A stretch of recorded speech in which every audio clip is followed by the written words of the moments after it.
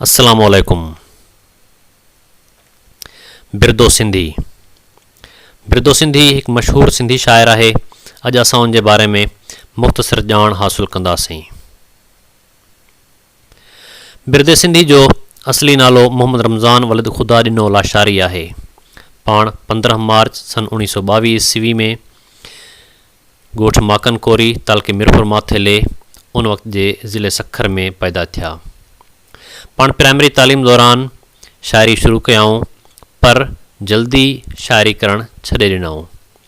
वरी 1954 ईस्वी खां वठी पंहिंजे दोस्त नज़र सिंधी जी सोहबत में उनजी संगत में अची वरी शाइरी जी शुरूआति कयाऊं ऐं बहितरीनु शाइरी करणु शुरू कयाऊं।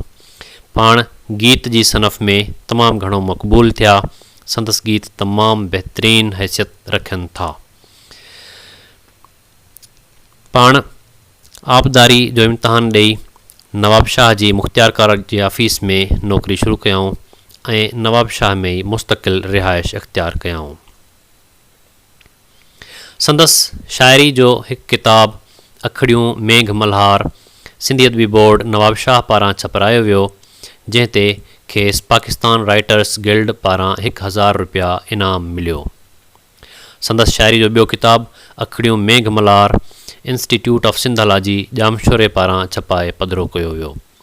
पाण सिंधी ऐं सराइकी जा बहितरीनु शाइर रहिया आहिनि।